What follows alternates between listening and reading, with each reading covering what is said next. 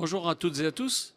Je suis ravi de participer à cette petite capsule de quelques minutes pour présenter le partenariat entre l'AN2V et Infranum.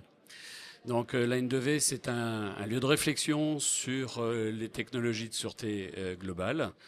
Nous travaillons depuis 20 ans avec trois pôles, trois blocs. Le bloc de l'offre avec 160 membres de l'AN2V, des bureaux d'études, des constructeurs, des installateurs, intégrateurs. Nous travaillons bien sûr avec des collectivités, aussi des départements, et enfin l'État avec les administrations, les référents sûreté, les forces de sécurité intérieure, etc. Donc simplement deux messages, deux sujets forts à l'actualité de l'AN2V, et ce sont des sujets communs avec Infranum, et on entend sur ce salon les mots-clés que je vais utiliser. Alors le premier, c'est finalement le devenir de la vidéoprotection en France. Et on connaît tous le CSU, le Centre de supervision urbain. Historiquement, c'est un PC vidéo avec des opérateurs ou pas d'ailleurs, essentiellement dans une ville. Et uniquement pour les grandes villes, nous avons des opérateurs H24. Et vous comprenez bien que pour la sécurité des biens et des personnes, si derrière la caméra, il n'y a pas un individu capable d'envoyer les secours appropriés de l'incendie, des secours police ou je ne sais trop quoi, eh bien, finalement, ce n'est pas de la vidéoprotection, c'est de la vidéo-élucidation. C'est-à-dire qu'on est juste là pour enregistrer et relire les images ultérieurement. Et ça ne nous convient pas. Donc, effectivement, depuis 10 ans, 15 ans, nous avons des CSU avec des opérateurs H24, et il faut une dizaine de personnes pour effectivement mener à bien ce 3-8. C'est les rotations des individus qui ne peuvent travailler que 8 heures par jour, etc. Et là, tout de suite, vous imaginez bien aussi que pour ces CSU, eh bien, on ne parle finalement que des hyper centres-villes, ville de Lyon, Marseille, Reims, etc., qui peuvent s'offrir, parce qu'ils ont 500 caméras, ils peuvent s'offrir effectivement ce gros CSU H24, avec une réactivité, avec le commissariat local, etc. Eh bien, le message qu'on délivre aujourd'hui et avec Infranum, c'est qu'il faut passer l'étape d'après sur les 10 prochaines années. Et ça tombe bien parce qu'on va avoir besoin de fibres, de médias, de réseaux. Et là, on a toute l'offre sur le salon. C'est déjà dans un premier temps minima réfléchir sur un CSU I comme intercommunal, réfléchir à l'échelle de 10, 15, 20 communes. Et là, sur mon schéma, j'ai la ville de Chartres qui a monté son CSUI avec 67 communes, dont 60 sont en zone gendarmerie, avec des toutes petites communes de 600 habitants. Imaginez, vous êtes maire de 600 habitants, vous ne pouvez pas avoir, vous n'aurez jamais un PC vidéo H24. Par contre, si c'est ramené sur le centre-ville, du coup, d'un seul coup, ça se met à fonctionner. Et la nouveauté, c'est l'article 42 de la loi de sécurité globale préservant les libertés. Cet article 42 permet aux départements et notamment aux syndicats mixtes, donc les mêmes qui font les fibres, qui connaissent déjà les collectivités, qui connaissent déjà très bien la relation avec le maire, ce qu'est une convention, un engagement durable, etc.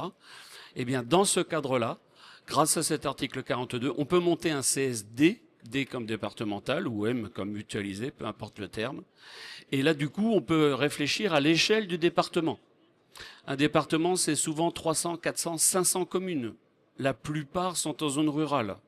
Et finalement, on se retrouve avec une France à deux vitesses, avec les hypercentres-villes, avec un PCH 24 surréactif, et puis le reste de la France, les grosso modo 34 000 autres communes, qui n'ont rien jusqu'à aujourd'hui. Bien, ça tombe bien. Grâce à la fibre optique pour tous azimuts, on peut mettre des caméras, mais nous voyons immédiatement l'étape d'après où il faut monter ces PC départementaux pour qu'il y ait du personnel H24 comme au cœur d'une ville pour effectivement avoir, y compris dans la toute petite commune de 600 habitants, une personne dédiée à 2h43 du matin pour régler une situation problématique. Il y a 101 départements en France, 101 projets de CSD à monter. Aujourd'hui, 3 ou 4 sont déjà montés. On peut citer le 78, le 95, le 60, la Corrèze, le 19, y compris en zone très rurale, entre guillemets. C'est pas uniquement la couronne parisienne qui peut le faire. Mais tous les départements ont capacité à faire ça. Et déjà une dizaine de départements ont lancé des études, des projets. Bref, ça avance. Le deuxième message fort que l'on veut faire passer, c'est que bien évidemment, pour faire fonctionner ces dispositifs brutalement avec 500 communes, 500 communes fois 10 caméras, ça fait 5000 caméras. Un gros PC vidéo de 5000 caméras ne peut pas fonctionner sans intelligence artificielle. Et aujourd'hui, on a un problème.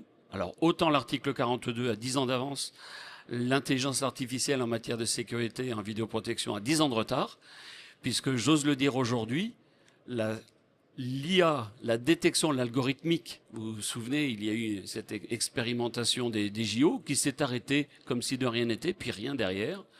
Donc aujourd'hui, à l'heure où je vous parle, en matière de sécurité temps réel, on ne sait pas, on ne peut pas monter un algorithme dans une caméra. La CNIL vous fait démonter le dispositif. Donc bien évidemment, la N2V travaille sur ce sujet. On ne peut pas rester sans IA, surtout en matière de sécurité et par les temps qui courent, pour rendre effectivement ces dispositifs de vidéoprotection de gros CSU urbains ou de CSUI ou de CSD actifs H24, parce que 5000 caméras, si on parle ne serait-ce par exemple qu'un départ de feu, ben, il est obligatoire d'avoir un logiciel qui détecte sur les 5000 flux vidéo que caméra 4312, il y a un départ de feu. Réflexion de l'écran noir, on n'affiche plus rien, le mur d'image ne sert à rien. On attend que le système, le dispositif nous envoie l'information comme quoi il se passe quelque chose dans telle commune, à tel endroit, etc. Et c'est bien évidemment ce qu'on appelle de nos voeux. Nous travaillons en ce moment directement avec le législateur pour faire une proposition de loi sur ce sujet. Voilà, je vous remercie. Et puis si vous avez besoin de renseignements sur tous ces sujets, bien sûr, nous sommes complètement transparents. N'hésitez pas à m'écrire sur edl@sign2v.org. Je vous souhaite une très bonne journée et un très bon salon. Au revoir.